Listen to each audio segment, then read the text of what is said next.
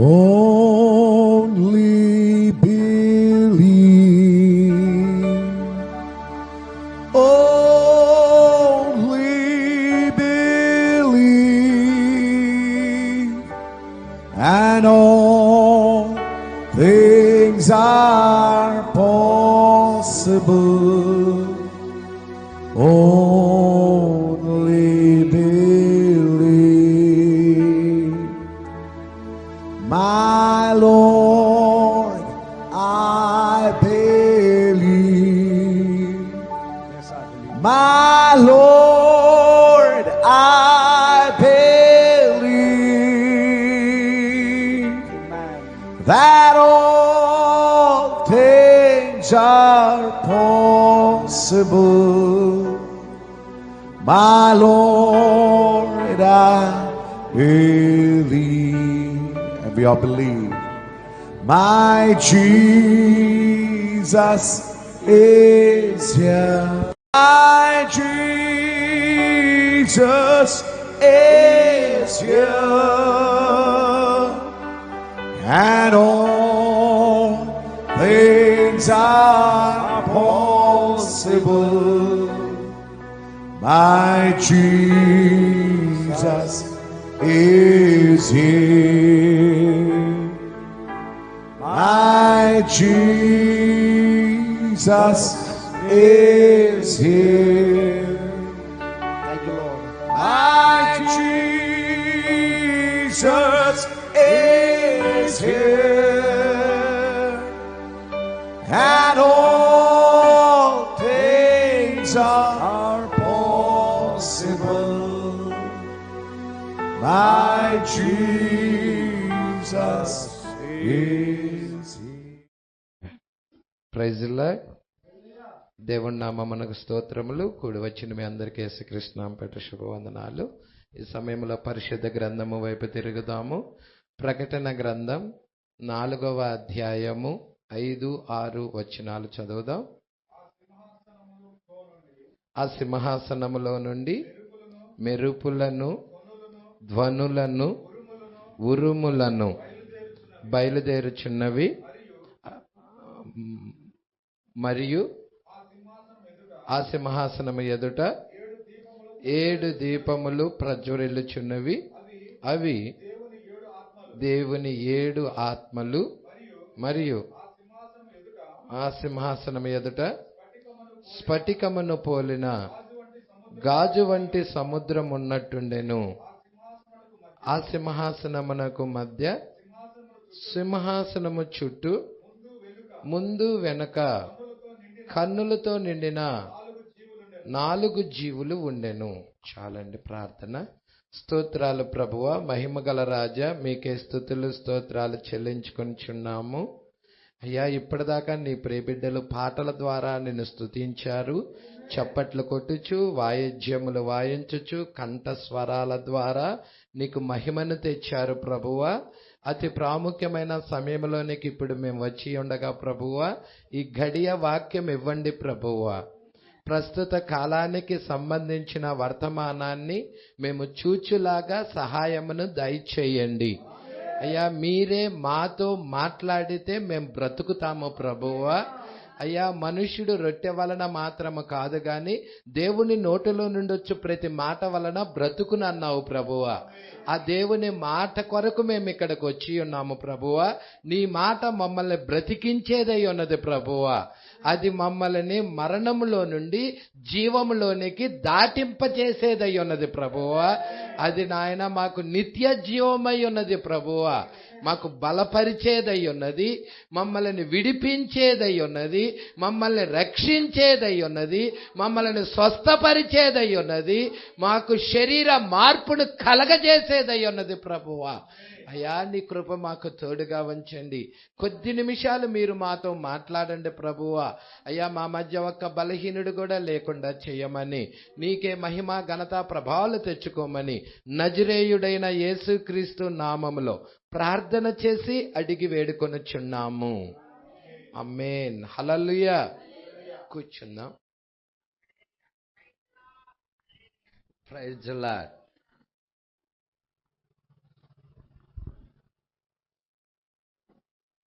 మరి మనము ఈ ప్రకటన గ్రంథము 4వ అధ్యాయమును 3 పుస్తకాలు ఉన్నాయండి. మరి ఆ 3 పుస్తకాల్లో 3వ పుస్తకాన్ని ఇప్పుడు మనము చూస్తున్నాం. ఈ యొక్క 3వ పుస్తకం ఏమిటయా అంటే కరుణాపీఠము మరియు న్యాయ తీర్పు. ఈ విషయాలు మనము ధ్యానం చేసుకుంటా వస్తున్నాం. Praise lord. మరి 85వ పేజీ వైపుకి తిరగాలని ప్రభు పేరట కోరుచున్నాను. మరి మీ దగ్గర పుస్తకం ఉన్నట్లయితే, యాక్చువల్గా ఇవి మనము మరి సహోదరులు ఇవి ప్రింట్అవుట్లు తీసి ఇవ్వటం జరిగినది. ఎందుకంటే పీడిఎఫ్ లేదు ఇది మనకి. చాలా జాగ్రత్తగా ఈ బుక్ని మరలా నెమరు వేసుకోవాల్సిందిగా ప్రభు పేరట కోరుచున్నాను. అయితే ఇక్కడ మనము 307వ పేరా వరకు పోయిన వారం మనం చూసుకున్నాము. ఈరోజు 308వ పేరా నుండి చూద్దాం. దేవుడికి మహిమ కలుగునుగాక. ఎంతమంది సంతోషంగా ఉన్నారు? చాలా మంది సంతోషంగా ఉన్నారని నమ్ముచున్నాను. దేవుడికి మహిమ కలుగునుగాక. హల్లెలూయా.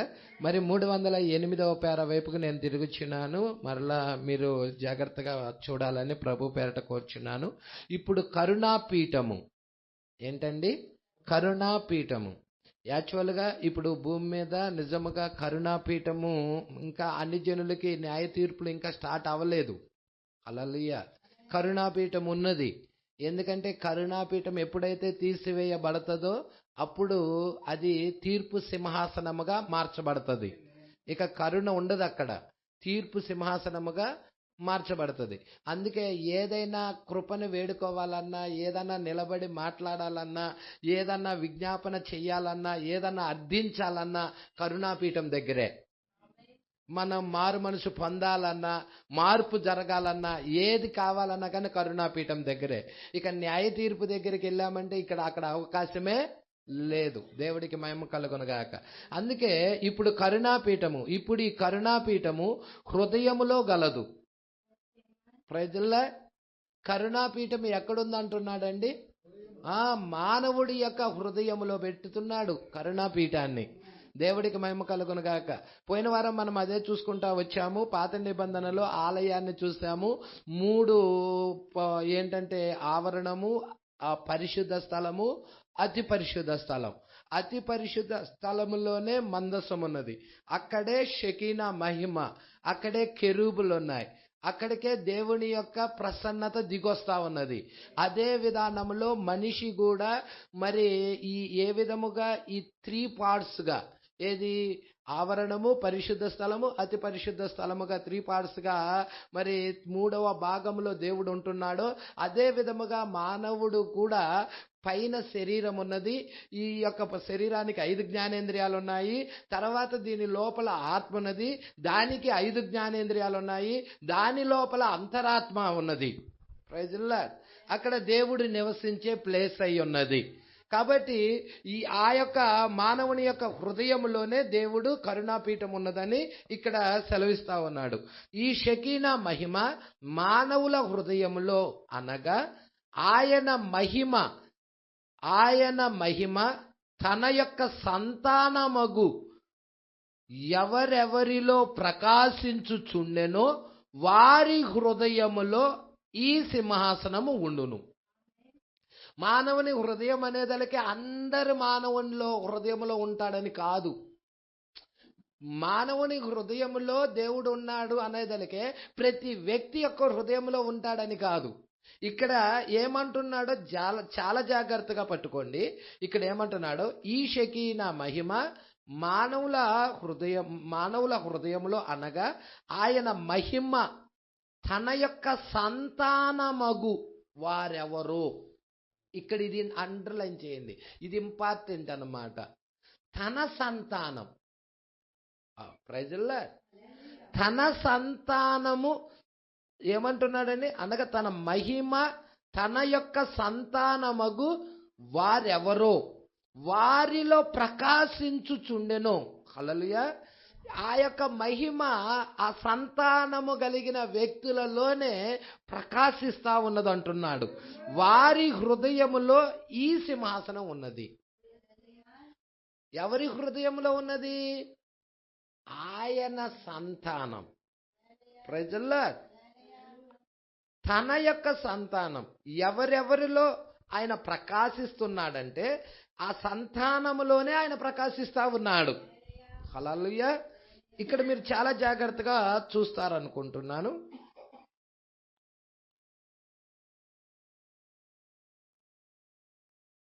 ఇప్పుడు తన యొక్క సంతానమగు మీరు చూసారా అండి, ఆది కాండములోనే చెప్పాడు, నీకును స్త్రీకిని, నీ సంతానమునకు స్త్రీ సంతానమునకు. హల్లెలూయా. ఇప్పుడు స్త్రీ సంతానముగా ఎవరొచ్చారు? ప్రభువైన యేసుక్రీస్తు. హల్లెలూయా. మనం చూసామా? అది స్త్రీ సంతానం ఎవరండి? ప్రభువైన యేసుక్రీస్తు. ఇప్పుడు ఆ స్త్రీ సంతానము ఎవరిలో ఆ ముందు నిర్ణయంలో ఎవరి పేర్లు అయితే ఉన్నాయో వారిలో ప్రకాశిస్తా ఉన్నాడు ఆ దేవుడు. ఆ స్త్రీ సంతానమైన యేసుక్రీస్తు ముందు నిర్ణయంలో ఉన్న వారిలో పరిశుద్ధాత్మ బాప్తిజం ద్వారాగా వారిలో నివసిస్తున్నాడు. వారి హృదయమే నా సింహాసనము, వారి హృదయంలో ఈ సింహాసనం ఉండును అంటున్నాడు. హల్లెలూయా. ఆ ముందు నిర్ణయములో ఉన్న వారి హృదయములో ప్రైజుల్లా ఈ సింహాసనాన్ని పెడుతున్నాడు. మీకు అర్థమైంది అనుకుంటా. ఇదిగో ఇచ్చట మానవుని హృదయము కలదు.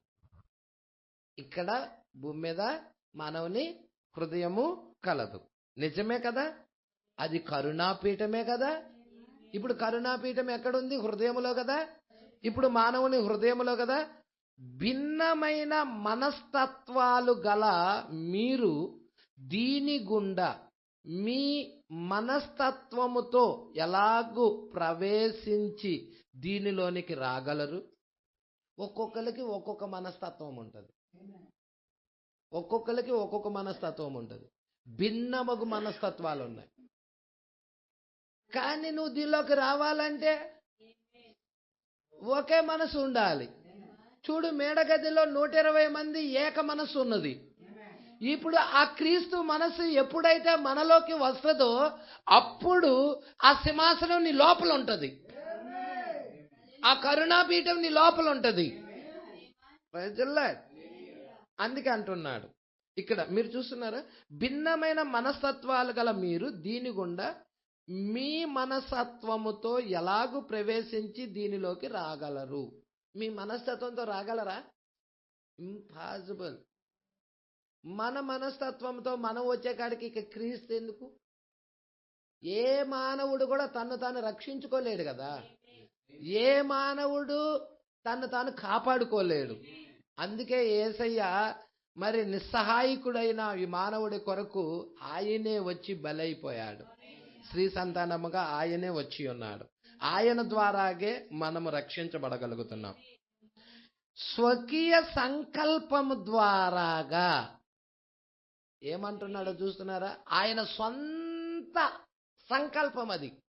స్వకీయ సంకల్పం ద్వారా ఇచ్చట స్వకీయ సంకల్పం ద్వారా దీనిలోనికి ప్రవేశిస్తున్నాం. హల్లెలూయా. పట్టుకుంటున్నారండి? దీని గుండా ఏమి బయలుదేరి వచ్చుచున్నది? దీని గుండా అసలు ఏం బయలుదేరి వస్తుంది? హల్లెలూయా. ఆ షెకీనా మహిమ. పట్టుకుంటున్నారండి? మీరు ఎప్పుడైతే ఆయన ఆలయముగా మలచబడుతున్నారో, మీరు ఎప్పుడైతే మరి ఆయన ఏర్పాటు చేసుకున్న ముందు నిర్ణయంలో ఉన్న వ్యక్తి అభిషేకించబడి పరిశుద్ధాత్మ చేత నింపబడి ఆయన ఆలయముగా మలచబడి ఉన్నారో, ఎప్పుడైతే మీరు మలచబడి ఉన్నారో ఇక ఆ మహిమ మీ నుండి ప్రకాశిస్తుంది అంటున్నాడు. హల్లెలూయా. ఎందుకంటే కరుణాపీఠం దగ్గర ఆయన మహిమ ఉన్నది. కరుణాపీఠం దగ్గరే ఆ షకీనా మహిమ దిగొస్తుంది. ఇప్పుడు కరుణాపీఠము మన హృదయంలో ఉన్నట్లయితే షకీనా మహిమ ఇక్కడ మన నుండి ప్రకాశిస్తా ఉంటది. సంగమా పట్టుకుంటున్నాం అనుకుంటున్న విషయాలు. షకీనా మహిమ అంటే ఏంటి? అది దేవుని యొక్క సన్నిధి. షకీనా మహిమ అంటే దేవుని సన్నిధి, దేవుని ప్రసన్నత. మరి యెషయా దేవుడి సన్నిధిలోకి వెళ్ళాడా? దేవుడి సన్నిధిలోకి వెళ్ళినప్పుడు ఏం జరిగినది? అపవిత్రమైన పెదాలు కలిగిన వాడిని ప్రభువా అని పెద్దగా కేకబెట్టాడు. ఇప్పుడు షకీనా మహిమ ఎక్కడుంటుంది? మన హృదయంలో ఉండినప్పుడు, దేవుడి సన్నిధి ఇక్కడ ఉండినప్పుడు ఎదుట వ్యక్తి యొక్క పాపములు అతడికై తెలియపరచబడుతున్నాయి. ఎక్కడైతే దేవుడి సన్నిధి దిగుతున్నదో, ఎక్కడైతే దేవుడి ప్రసన్నత ఉన్నదో, అక్కడ అవతల వ్యక్తి యొక్క తప్పిదాలు ఏమై ఉన్నాయో అతడు అర్థం చేసుకోగలుగుతున్నాడు. ప్రజల్లా, అందుకే ప్రవక్త ఒక రోగి దగ్గరికి వెళ్ళి ప్రార్థిస్తున్నప్పుడు దేవుడి ప్రసన్నత సన్నిధి ఆడకు వచ్చినప్పుడు వారి తప్పిదాలు వాళ్ళకి అర్థమవుతున్నాయి. వారు ఏం చేస్తున్నారంటే పశ్చాత్తాపంతో ఏడుస్తున్నారు, కన్నీరు విడుస్తున్నారు. చెక్కిళ్ళ మీద నుంచి ఆ కన్నీరు బటబట కారుతా ఉన్నది. ప్రజల, ఇప్పుడు ఆయన సన్నిధి లేదనుకో, ఆయన ప్రసన్నత లేదనుకో, అక్కడ కార్యం జరగదు. దేవుడి సన్నిధి విలువైనది, దేవుడి ప్రసన్నత విలువైనది. అదే ఒక వ్యక్తి యొక్క మనస్సును మారుస్తుంది, ఒక రోగికి స్వస్థత ఇస్తుంది, ఒక తాగుబోతుని తాగుబోతుని విడిపిస్తుంది, ఒక తిరుగుబోతుని మారుస్తుంది, ఒక వ్యభిచారిని మారుస్తుంది. అది ఎంత విలువైనది! ఆ దేవుడి సన్నిధిని, దేవుడి ప్రసన్నతని మరి మనము కనపరచాలి. ఎవరు కనపరిచేది? ఎవరండి? ఎవరంట? ఆ షకీనా మహిమ కనపరిచేది ఎవరంటున్నాడు? షకీనా మహిమ ఎక్కడికి వస్తుందండి? కరుణాపీఠం దగ్గర. అవును కదండి, షకీనా మహిమ అతి పరిశుద్ధ స్థలంలో కరుణాపీఠం దగ్గరికి దిగి వస్తుంది. ఇప్పుడు కరుణాపీఠం ఎక్కడున్నది? మనిషి యొక్క హృదయంలోనే కదా. ఆ షకీనా మహిమ ఇక్కడ ఈ మానవుడి మీద కలిగి వచ్చినట్టయితే అప్పుడు ఆ ప్రసన్నత ఆ చుట్టుపక్కల ప్రాంతంలో అలుముకుంటుంది. ఇక అక్కడ నీకు చెడ్డ ఆలోచనలు ఉండవు, చెడు తలంపులు ఉండవు. నీ ఆలోచనలే మార్చబడతాయి, నీ ఉద్దేశాలే మార్చబడతాయి. వాళ్ళు ఎలా కేక పెట్టారండి దేవుడి సన్నిధిలోకి వెళ్ళినప్పుడు? యెషయా అంటే పెద్ద ప్రవక్త అపవిత్రమైన పెదాలు కలిగిన వాడుని అని కేకపెట్టాడు. పేతురు లాంటి వ్యక్తి పాపాత్ముడును ప్రభువా, నన్ను విడిచి వెళ్ళు ప్రభువా అని కేకపెట్టాడు. ఆ దేవుడి సన్నిధి అక్కడ ఉన్నది కాబట్టి. అదే దేవుడి సన్నిధి విలియం మ్యారన్ బ్రన్హాం గారి దగ్గర ఉన్నది. అదే దేవుడి సన్నిధి తిరిగి ఏర్పాటులో ఉన్న ఆయన వధువు దగ్గర, 5 రకాల పరిచర్య దగ్గర ఆయన ప్రసన్నత కనపరుస్తా ఉన్నాడు. ప్రజల్లా, సంగమా పట్టుకుంటున్నారా? ఇప్పుడు ఆ దేవుడి సన్నిధి లేకపోతే మనము ఉత్తివారమే. హల్లెలూయా. ఇక్కడ చూడండి, జాగ్రత్తగా చూడండి, మీరు దీన్ని చూస్తారని నమ్ముచున్నాను. హల్లెలూయా. ఇక్కడ ఏమంటున్నాడో జాగ్రత్తగా. షకీనా మహిమ. షకీనా మహిమ అంటే ఏమిటి? అది దేవుని యొక్క సన్నిధి. ఒక పురుషుడు లేక ఒక స్త్రీ నడుస్తూ వెళ్ళుచున్నప్పుడు అతడు షకీనా మహిమను ప్రతిబింబించుచూ వెళ్ళుచున్నాడు. అతడు ముందు నిర్ణయంలో ఉన్న వ్యక్తి. ఇతడు దేవుని యొక్క సంతానంలో భాగమై ఉన్నాడు. మనమంతా యేసుక్రీస్తు వంశావళిలో వారమేనా? యేసుక్రీస్తు కొత్త జన్మ పొందిన ప్రతి వ్యక్తి కూడా యేసుక్రీస్తు వంశావళిలో వాడు. ప్రజల్లా, మీరు పట్టుకుంటున్నారా అండి? జన్మించబడిన వారు, యేసు వాక్యానికి పుట్టిన వారు, వాక్యానికి జన్మించబడిన వారు ఆయన సంతానం అవుతున్నారు. హల్లెలూయా. ఇక్కడ అంటున్నాడు మనము, ఇక్కడ మీరు చూడమ్మా, మీరు జాగ్రత్త చూడు. ఒక పురుషుడు లేక ఒక స్త్రీ నడుస్తూ వెళ్ళుచున్నప్పుడు అతడు షకీనా మహిమను ప్రతిబింబించుచూ వెళ్ళుచున్నాడు. ఆయన ఏం ప్రతిబింబిస్తున్నాడు? ఆ వ్యక్తి లోకాన్న ఏం కనపరుస్తున్నాడు? అతడు ఎంత మాత్రం లోకాన్ని కనపరచటం లేదు. అతడు షకీనా మహిమను కనపరుస్తున్నాడు. హల్లెలూయా. ఇంకా అంటున్నాడు, అతడు జూదమాడు స్థలాలకు మరియు అలాంటి కార్యాలు చేయుటకు ఆ స్థలమునకు అతడు వెళ్ళడు. జూదమాడే స్థలాలకు అతడు వెళ్ళడు. ఎందుకు వెళ్ళడు? అతడు ఎవరికో ఒకరికి ఖైదీ అయిపోయాడు. హల్లెలూయా. అతడు ఎవరికో ఒకరికి ఖైదీ అయిపోయాడు. ఎవరికి ఖైదీ అయిపోయాడంటే క్రీస్తుకి ఖైదీ అయిపోయాడు. ఇప్పుడు ఒక వ్యక్తి లోకానికి ఖైదీ అయ్యాడు అనుకోండి, ఆ వ్యక్తి అనేక స్థలాలకు వెళ్ళిపోతాడు. జూదమాడే స్థలాలకు వెళ్తాడు, లోక రీతిగా ఎక్కడికైనా వెళ్ళిపోతాడు అతడు. కానీ ఎప్పుడైతే ఒక వ్యక్తి క్రీస్తుకి ఖైదీ అవుతున్నాడో అతడు దేవుని చేత నడిపించబడతాడు. ఇక హల్లెలూయా. అతడు ప్రవర్తన గాని, అతడు నడక గాని, అతడు చూపు గాని, అతడు మాట గాని ప్రతిదీ కూడా దేవుని ద్వారా నడిపించబడతా ఉంటది. పౌలు అంటున్నాడు, నేను క్రీస్తుకి ఒక ఖైదీ. విలియం మ్యారియం బ్రనహాం కూడా క్రీస్తుకి ఖైదీ. మరి కొత్త జన్మ పొందిన ఒక క్రైస్తవుడు కూడా క్రీస్తుకి ఒక ఖైదీ. ఈరోజు విశ్వాసి ఎవరికి ఖైదీ అండి? పాస్టర్కి కాదు, సహోదరుడు సహోదరికి కాదు, క్రీస్తుకి ఖైదీ. ప్రజలే అందుకే ఇక్కడ అంటున్నాడు, జూదమాడు స్థలాలకు మరి అలాంటి కార్యక్రమాలు చేయుటకు, అటువంటి కార్యక్రమాలు చేయుటకు ఆ స్థలాలకు అతడు వెళ్ళడు. బయట విచ్చలవిడిగా తిరుగుచు. చూస్తున్నారా అండి? అసలు విచ్చలవిడిగా అతడు తిరగడు. తిరుగుచు వాక్యమును తిరస్కరించు కార్యాలను చెయ్యడతడు. ప్రజల సంగమా, మీరు పట్టుకుంటున్నారు అనుకుంటున్నాను. నిజముగా షకీనా మహిమ ఉన్నవారు ఎలా జీవిస్తారో ఇక్కడ కొన్ని క్వాలిఫికేషన్స్ చెప్తా ఉన్నాడు ప్రవక్త. ప్రజల మరి ఈ యొక్క క్వాలిఫికేషన్స్ మనలో గనక లేకపోతే మనము ఆ షకీనా మహిమ కొరకు ప్రార్థన చేయవలసిన వారమై ఉన్నాము.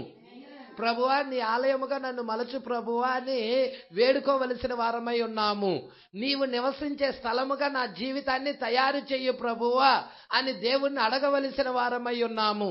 ప్రార్థనలోనికి వెళ్ళవలసిన వారమై ఉన్నాము. ప్రజల సంగమ పట్టుకుంటున్నారా ఈ విషయాలు? కొంచెం కిందకి చూద్దాం. ఇంకేమంటున్నాడని, ఆ స్థలాలకు అతడు వెళ్ళడు, బయట విచ్చలవిడిగా తిరుగుచు వాక్యాన్ని తిరస్కరించు కార్యాల్లో చెయ్యడు అతడు.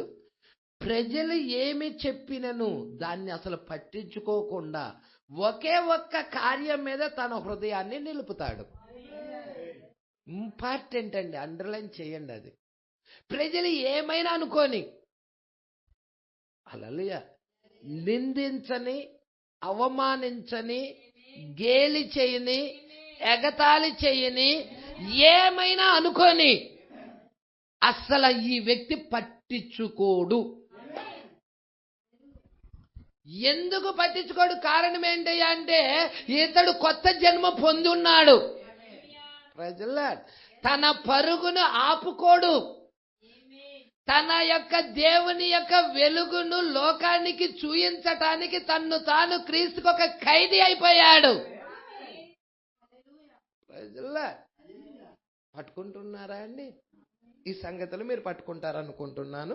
ఇక్కడ జాగ్రత్తగా చూడండి ఇంకేమంటున్నాడు. ఒకే ఒక్క కార్యం మీద తన హృదయాన్ని నిలుపును. ఏంటి ఆ కార్యం? ఒక్క కార్యం మీద తన హృదయాన్ని నిలుపును అంటున్నాడు ఇక్కడ. ఆ కార్యం ఏంటి? దేని మీద తన హృదయాన్ని పెడతాడు? తన ధ్యాస పెడతాడు, తన ఆలోచన పెడతాడు, తన ఉద్దేశాలను పెడతాడు. దేని మీద పెడతాడు? ఒకే ఒక్క కార్యం. హల్లెలూయా. మీకు తెలుసా కార్యం ఏంటో? ఈ కాలపు రెవల్యూషన్, ఈ కాలపు వర్తమానం, ఈ కాలపు వాక్యం మీదే ఆయన తన మనసు పెట్టేస్తాడు. ప్రజల్లో ఆ గడియకు పంపించబడిన వర్తమానమే అతడికి జీవమై ఉన్నది. దానిలోనే కావలసినవి అన్ని దొరుకుతాయి అతడికి. లోకమంతా కరువు రావచ్చు, కానీ ఇతడు పోషించబడతాడు. ఎలా పోషించబడతాడో అడగవాకండి. ఏలియాని చూడండి. ఆ దేశం మొత్తం కరువు ఉంది, కానీ ఏలియా పోషించబడ్డాడు. కాకుల చేత ఆహారం తీసుకొని రాబడింది. అవునా కాదా? సారేపతి విధవరాలు చూడండి, ఆమె పోషించబడినది. అంతేకాదు ఆమె కుమారుడు చనిపోయాడు, అయినా ఆ ఒకే ఒక్క కార్యం మీద ఆమె దృష్టి పెట్టి ఉన్నది కాబట్టి ఆమె కుమారుడు తిరిగి లేచాడు, పునరుద్ధానం పొందాడు. హల్లెలూయా. సంగమా పట్టుకుంటున్నారా? ఇక్కడ జాగ్రత్తగా చూడండి, జాగ్రత్తగా చూడండి ఇక్కడ ఏం జరుగుతున్నదో. ఒకే ఒక్క కార్యం మీద తన హృదయాన్ని నిలుపును, దేవునిపైనే. దేనిపైన? అది ఆ ఒక్క కార్యం ఏంటి? దేవుడు, వాక్యం. వాక్యమే కదండి దేవుడు. దేవునిపైనే తన కార్యాన్ని, తన హృదయాన్ని నిలుపును. అతడు నిజంగానే దేవునిచే పిలవబడిన వాడైతే, మనుషులు కాదు, దేవుని చేత పిలవబడిన వాడైతే, నిజముగా వ్యక్తిని దేవుడు పిలిస్తే, హల్లెలూయా, యేసుక్రీస్తు తనను తాను అతడి ద్వారా తన షకీనా మహిమను ప్రతిబింబింప చేయును. ఏ వ్యక్తినైతే దేవుడు పిలుస్తాడో ఆ వ్యక్తికి దేవుడు తన వాక్యాన్ని ఇచ్చి, తన వెలుగుని గురించిన బయలుపాటు ఇచ్చి, ఆ ప్రత్యక్షతని ఇచ్చి ఆయనే బయలుపరుచుకుంటాడు. వాక్యమే వెలుగు, అతడి ద్వారా అది ప్రతిబింబింపజేస్తాడు. ప్రజల్లా సంగమై విషయాలు మీరు పట్టుకుంటున్నారు అనుకుంటున్నాను. హల్లెలూయా. ఇవి ఎంత లోతైన సంఘటనలో మీరు గ్రహించగలుగుతారు. హల్లెలూయా. నోవాహు ఉన్నాడు, దేవుడు నోవాహుని ఎన్నుకున్నాడు. హల్లెలూయా. మరి దేవుడు వాక్యము నోవాహు యొద్దకు వచ్చినదా? దేవుడు వాక్యం ఎప్పుడైతే నోవాహు దగ్గరికి వచ్చినదో నోవాహు ఆ వెలుగును ప్రతిబింబించజేస్తున్నాడు. అంటే ఏంటి పాస్టర్ గారు? వాక్యాన్ని ప్రతిబింబింపచేయటమే వెలుగును ప్రతిబింబింపచేయటం. ప్రైజుల్లా. అదే విధముగా మన కాల ప్రవక్త దగ్గరికి వర్తమానం వచ్చి ఉన్నది. ఆయన దేవుడి చేత ఎన్నిక కాబడిన వ్యక్తి. మరి ఆయన కూడా తన వెలుగును ప్రతిబింబింపజేశాడు, అనేకుల మీద తన వెలుగును ప్రతిబింబింపజేశాడు. ఈరోజు మనంత వచ్చింది, ఈరోజు మన వంతు వచ్చినది. దేని కొరకు? దేవుడి యొక్క వెలుగును లోకంలో ప్రతిబింబించే దాని కొరకు. అనేకుల మీద ఆయన వెలుగును ప్రతిబింబింప చేసే దాని కొరకు మన వంతు వచ్చింది. ఈరోజు ఇక్కడ ఎన్నుకోబడిన కొద్ది మంది ఉన్నారు. ఆ కొద్ది మంది తన దేవుడి యొక్క వెలుగును ప్రతిబింబింపజేస్తారు. దేవుడే ఆ ఎన్నుకోబడిన వ్యక్తికి ఆ వెలుగుని ఇచ్చి, దేవుడే ఆ వ్యక్తి ద్వారాగా తను తాను బయలుపరుచుకుంటాడు. Praise the lord. కొంచెం చూడమ్మా. యేసుక్రీస్తు తనను తాను అతడి ద్వారా, ఆ వ్యక్తి ద్వారా తన షకీనా మహిమను ప్రతిబింబింప చేయుచు. ఆయన భూమి మీద ఉన్నప్పుడు ఏ క్రియలు చేశాడో అదే క్రియలు ఆ వ్యక్తి ద్వారా చేస్తాడు.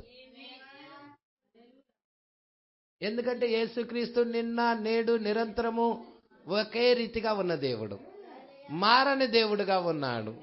2000 సంవత్సరాల క్రితం ఆయన భూమి మీద ఎటువంటి కార్యాలు జరిగించాడో తిరిగి మరలా ఆ కార్యాలు మన మధ్య, మన దినాలలో మరి తిరిగి మరలా పునరావృతం అయ్యాయా? జరిగించాడా?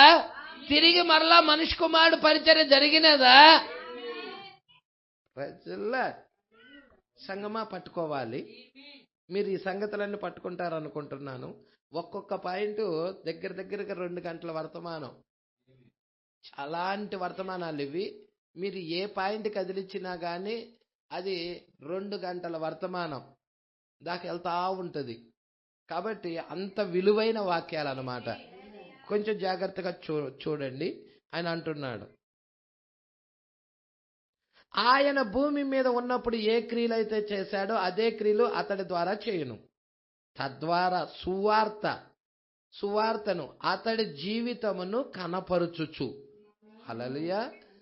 చూస్తున్నారండి? అతడి జీవితమును కనపరుచు, అదే వాక్యము ప్రసంగించుచు, ఆనాడు ఉన్న అదే కొలతతో అదే వాక్యమును తద్వారా ప్రదర్శించి కనపరుచును. ఇప్పుడు మనము ప్రదర్శించాల్సిన వారమై ఉన్నాం. ఇప్పుడు మనము కనపరచవలసిన వారమై ఉన్నాం. చివరి కాలానికి చివరి స్వరము మనమే. హల్లెలూయా. ఇప్పుడు ఆ స్వరము కొంతమంది వ్యక్తుల్లో పెట్టాడు, వాళ్ళు ప్రదర్శించనై ఉన్నారు. Praise the lord. ఇదంతా మన కాలానికి సంబంధించిన వర్తమానం మీరు పట్టుకుంటున్నారు అనుకుంటున్నాను. అసలైన పెంతెకోస్తు దినాన ఎంత కొలత ప్రమాణము చొప్పున ఉండెను, మరలా అదే కొలతతో అది ఉండునట్లు ఆయన చేయును. ఏ అగ్ని స్తంభం అయితే పెంతెకోస్తు దినాన అగ్ని జ్వాలల వంటి నాలుకలుగా విభాగించుకొని 120 మంది మీదకి దిగొచ్చి ఎటువంటి కార్యాలు చేశాడో. హల్లెలూయా. మా దగ్గర వెండి బంగారాలు లేవు, కానీ మాకు కలిగింది నీకు ఇస్తున్నాం. యేసుక్రీస్తునాలో లేచి నడవమన్నప్పుడు ఆ కుంటివాడు లేచి నడిచాడు. అక్కడ వాక్యాన్ని బోధిస్తుంటే 3,000 మందికి ఆ వాక్యం పొడవబడినది, గొచ్చబడినది. 3,000 మంది బాప్తిజం తీసుకున్నారు, యేసుక్రీస్తుని సొంత రక్షకుడుగా అంగీకరించారు. వాళ్ళు నడుచుకుంటా వెళతంటే పాప నీడ పడి ఏం జరిగిందో చెప్పండి అండి. పాప నీడ పడి రోగులు స్వస్థత పొందారు, అపవిత్రాత్మల కేకలు పెట్టి వదిలిపోయాయి. పట్టుకుంటున్నారా అండి? అదంతా ఏంటి? సద్గుణం. పట్టుకుంటున్నారా? ప్రభావం. ఆ పాప నీడ పడే వాళ్ళు స్వస్థత అయ్యారు. మరి పౌలు చూడు, నడికట్లు, వస్త్రాలు నడికట్లు పట్టుకొని అనేక అపవిత్రాత్మలు వదిలిపోయాయి. ఆ వస్త్రాలు పట్టుకుంటేనే వాళ్ళకి హీలింగ్ వచ్చేసింది. చూసారా అండి ఎటువంటి కార్యాలు? దేవుడికి మహిమ కలుగును గాక. యేసు భూమి మీద ఉన్నప్పుడు రక్తస్రావము కలిగిన స్త్రీ ఎలాగ వస్త్రపు చెంగు తాకినప్పుడు ఆయనలో నుంచి ప్రభావం బయలు వెళ్ళినదో, ఎటువంటి కార్యం జరిగినదో, తిరిగి మరలా పేతురు దగ్గర, తిరిగి మరలా పౌలు గారి దగ్గర, తిరిగి మరలా సంఘం దగ్గర, తిరిగి మరలా మనకాల ప్రవక్త దగ్గర, తిరిగి మరల ఈ వధువు దగ్గర కూడా అవే కార్యాలతో ఆయన ప్రతిబింబించే దేవుడై ఉన్నాడు. ఆయన నిన్న నేడు నిరంతరము మారని దేవుడు, మార్పు లేని దేవుడు, ఏకరీతిగా ఉన్న దేవుడు. అందుకే అంటున్నాడు చూడండి, ఏ కొలత అయితే అదే కొలతతో. ఇప్పుడు 309వ పేరా వైపుకి నేను తిరుగుచున్నాను. ఇక్కడ కరుణాపీఠం ఉన్నది. దేవుడికి మహిమ కలుగును గాక. కరుణాపీఠం ఇప్పుడు భూమి మీద ఉన్నది. ప్రజల్లా ఎవరిలో పెట్టాడు కరుణాపీఠము? మనిషి లోపల పెట్టాడు. ఏ మనిషి లోపల చెప్పగలరా? ఎవరైనా. హల్లెలూయా.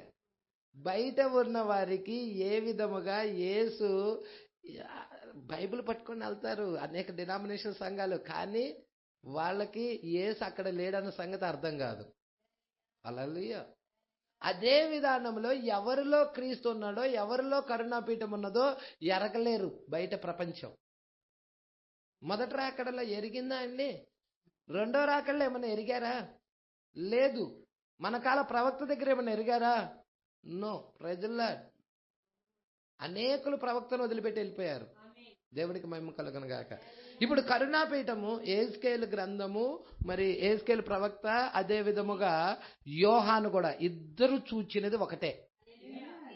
యెహెజ్కేలు చూసినది, ప్రకటన గ్రంథాన్ని రాసిన యోహాను చూసినది, ఇద్దరు చూసింది ఒకటే. ఇప్పుడు గమనించండి, ఇప్పుడు మనం వర్తమానం యొక్క ముగింపుకు వచ్చాం. అంటే ఎండింగ్ అనమాట. కొంచెం చాలా జాగ్రత్తగా గమనించాలి. చాలా ప్రాముఖ్యమైన విషయాలు ఉన్నాయి. కొంత మాత్రమే గలదు. ఇచ్చట ఒక విషయం ఉన్నది, మీరు అర్థం చేసుకోవాలని నేను కోరుతున్నాను. దయచేసి మీరు దీన్ని తప్పిపోవద్దు అనుకుంటున్నాను. ఈ కెరూబులు జీవము గల జీవులని. కెరూబులు ఏంటండి? జీవము గల జీవులని. అవి మృగాలు కాదని మీలో ఎంతమంది ఎరుగుదురు? అవి బీస్ట్ కాదు. బీస్ట్ అంటే మృగం. హల్లెలూయా. అవి వాటిని ఏమంటే జీవము గల జీవులు అంటే living creatures. Praise the lord. జీవము గల జీవులని మనం చూసాం. అదే మృగాలు మాత్రము కాదు. అవి అచ్చట ఒక ఉన్నత శ్రేణికి చెందినవిగా ఉన్నాయి. పట్టుకుంటున్నారండి? ఈ యొక్క జీవులు ఉన్నత శ్రేణికి చెందినవిగా ఉన్నాయి. ఇది మనసులో పెట్టుకోండి. ఇప్పుడు ఒక దేవదూత అనేవాడు మానవుని కంటే ఉన్నత శ్రేణికి చెందినవాడా లేక తక్కువ స్థాయికి చెందినవాడా? క్వశ్చన్ వేస్తున్నాడు ప్రవక్త. దేవదూత మానవుడి కంటే, దేవదూత అనే వ్యక్తి మానవుడి కంటే ఉన్నత శ్రేణికి చెందిన వ్యక్తి చెందినవాడా, లేక తక్కువ స్థాయికి చెందినవాడా? మానవుడి కంటే, మనిషి కంటే దేవదూత. మనిషి కంటే దేవదూత. వీళ్ళిద్దరిలో దేవదూత గొప్ప, మనిషి గొప్ప? ప్రజల్లో సంగమా పట్టుకుంటున్నారా? ఇక్కడ ప్రవక్త ఏం చెప్తున్నాడో చూద్దాం. సరే మంచిదయ్యా, ఎవరు గొప్పవారు వీళ్ళిద్దరిలో అని అడుగుతున్నాడు. దేవదూత, మనిషా? ఎవరు గొప్పవారు వీళ్ళిద్దరిలో? దేవుని కుమారుడా లేక దూతనా అంటున్నాడు. దేవుని కుమారుడే గొప్పాడు. దూత కంటే కూడా గొప్పాడా? దూత కంటే కూడా గొప్పాడు. దేవుని కుమారుడే. ఆయన ఎదుట నిలబడి విన్నవించుకుని దూత యొక్క విజ్ఞాపన దేవుడు ఆలకిస్తాడా, లేక మీలో ఎవరైనా ఒకరు విన్నవించుకునే విజ్ఞాపన దేవుడు ఆలకిస్తాడా? పట్టుకుంటున్నారా అండి? దూత యొక్క విన్నపాన్ని దేవుడు ఆలకిస్తాడా, లేతే కుమారుడిగా ఉండి నువ్వు ప్రార్థన చేస్తుంటే నీ ప్రార్థన దేవుడు ఆలకిస్తాడా? వాళ్ళ ఇద్దరిలో దూతకి ప్రిఫరెన్స్ ఇస్తాడా, నీకు ప్రిఫరెన్స్ ఇస్తాడా చెప్పండి అంటున్నాడు. ప్రజల నీకే ఇస్తానంటున్నాడు ప్రవక్త. ప్రజల ఇక్కడ దూతకి అంత ప్రాముఖ్యత ఇవ్వటం లేదు. ఎందుకో తెలుసా? కుమారుడు స్థానం దూత తీసుకోలేదు. ఇంటివాడి స్థానం ఇంటివాడిదే. వంశావళిలో ఉన్నవారు కుటుంబ సభ్యుల స్థానము దూతలు, సేవకులు, దాసులు తీసుకోరు. హల్లెలూయా. ఇక్కడ అంటున్నాడు చూడండి, జాగ్రత్తగా పట్టుకోండి. ఆయన ఎదుట నిలబడి విన్నవించుకుని ఒక దూత యొక్క విజ్ఞాపన దేవుడు ఆలకించునా, లేక మీలో ఎవరైనా ఒకరు విన్నవించుకున్న విజ్ఞాపన దేవుడు ఆలకించునా? ఎవరి విజ్ఞాపన దేవుడు శ్రేష్టమైన విజ్ఞాపనగా ఆలకించును? వీళ్ళిద్దరిలో దూతదా నీదా? మీ విజ్ఞాపనే శ్రేష్టమైనదిగా దేవుడు ఆలకించును. మీ విజ్ఞాపనే. ఎట్లనగా మీరు ఆయనకు కుమారులు మరియు కుమార్తెలై ఉన్నారు. దూతలేమో సేవకులు మాత్రమే. సేవకులు, దాసులు, వాళ్ళు సేవకులు మాత్రమే. అర్థమైందా? వారు సేవకులగుదురు, కానీ మీరు ఆయన కుమారులు మరియు కుమార్తెలగుదురు. కాబట్టి మీకున్న అధికారం, హక్కు ఎంత గొప్పదో అర్థం చేసుకోండి. మీకున్న అధికారము ఎంత గొప్పదో మీరు అర్థం చేసుకోండి. కానీ మనము దాన్ని ఉపయోగించుకొనుటకు భయపడుతున్నాము అంటున్నాడు. మనిషి ఆ అధికారాన్ని ఉపయోగించుకోవటానికి భయపడుతున్నాడు అంటున్నాడు. ఇప్పుడు ఇచ్చేటువంటి అద్భుతమైన విషయాన్ని మీరు గమనించాలని నేను కోరుతున్నాను. ఓ దేవా, ఇచ్చటున్న కొన్ని విషయాలను దాటుకొని ఈ విషయమునకు నేను వచ్చేదను. ఇప్పుడు మీ పెన్సిల్ని మీరు తీసుకోండి అంటున్నాడు ప్రవక్త. నిజంగా మీరు ఈ చిత్రాన్ని వ్రాసుకొని ఉంచుకోవాలని నేను కోరుతున్నాను. Paper, pencil.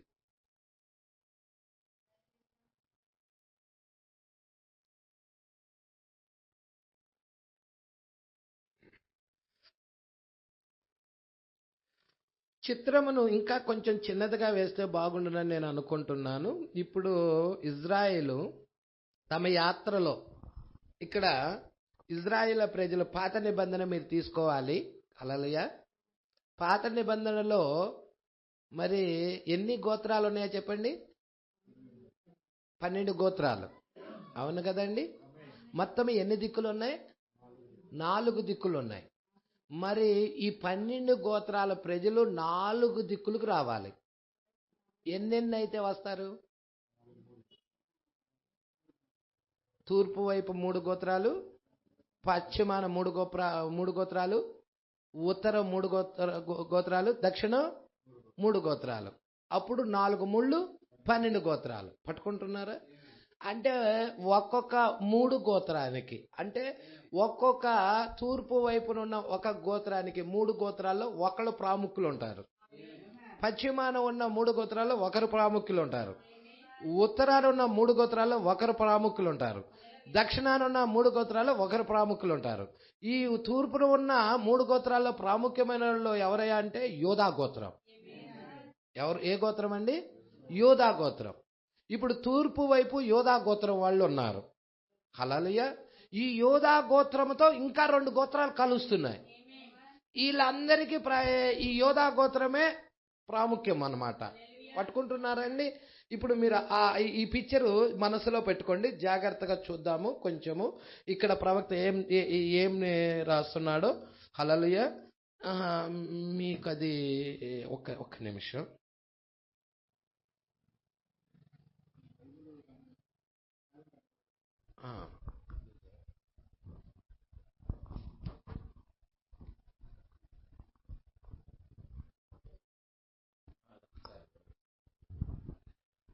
ఇది దేవాలయపు యొక్క నమూనా, పాత నిబంధన దేవాలయపు యొక్క నమూనా. ఇది మీకు ఇచ్చాను. అదే దీంట్లో తూర్పున ఇదిగో కింద ఉంది చూసారండి, ఈస్ట్. తూర్పున సింహం ఉంది. హల్లెలూయా. దీనికి ఎవరయ్యా అంటే యూదా. ఇప్పుడు ఈ యూదా గోత్రంలో నుండే ఎవరు రావాలి? యేసుక్రీస్తు రావాలి. తూర్పు నుండే యేసుక్రీస్తు వచ్చేది. కాబట్టి యోధా గోత్రాన్ని ఎక్కడ పెట్టాడంటే తూర్పును పెట్టేశాడు. హల్లెలూయా. ఇప్పుడు దీంట్లో ఈ యోధాకి ఇంకా 2 గోత్రాలు కలపబడ్డాయి, జబులూను, ఇష్మాకారు. ఏంటండి? జబులూను, ఇష్మాకారు. ఏది? యోధా గోత్రంతో ఇంకా 2 గోత్రాలు. ఈ 3 గోత్రాలు కలిపితే యూదా, జబులూను, ఇష్మాకారు. పట్టుకుంటున్నారండి? ఇటు జీవచ్ఛేదలకే, తూర్పున ఉన్న జీవచ్ఛేదలకే సింహం.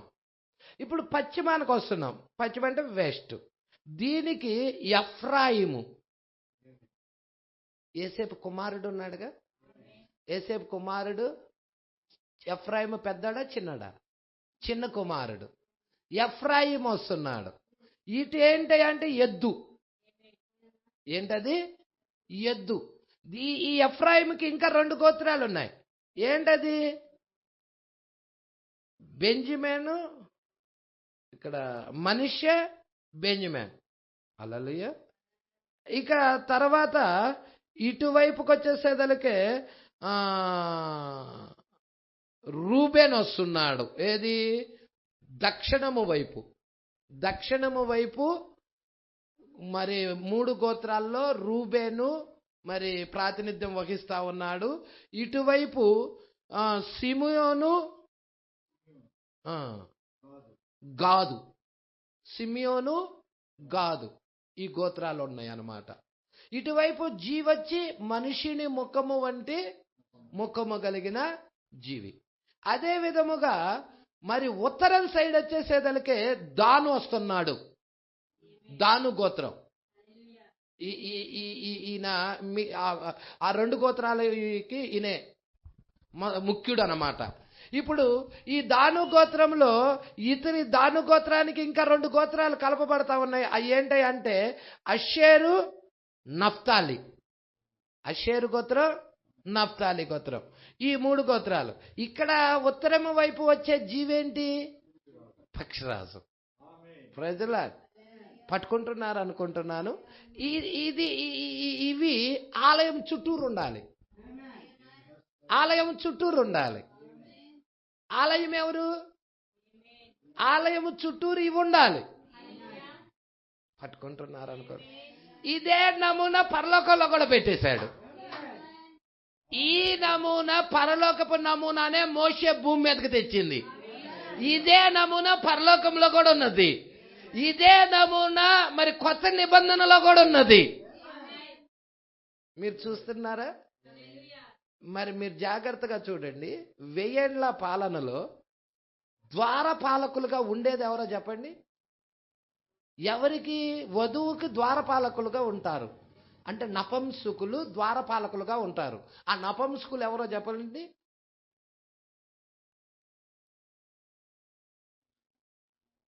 నపుంసకులు ద్వారపాలక ఉంటారు, అంటే రాణి దగ్గర వాళ్ళు ఉంటారు. ఎవరు వాళ్ళు అంటే నపుంసకులు. ఎవరయ్యా అంటే 1,44,000 మంది. మీరు చూడండి, 1,44,000 మంది అంటే ఎన్ని గోత్రాల్లో నుండి వచ్చారో చెప్పండి? 12 గోత్రాలు. ప్రతి 3 గోత్రాలు, ప్రతి దిక్కును కూడా. చూసారా అండి? ఎందుకు? ఈమెకి వాళ్ళు రక్షణ కొరకు.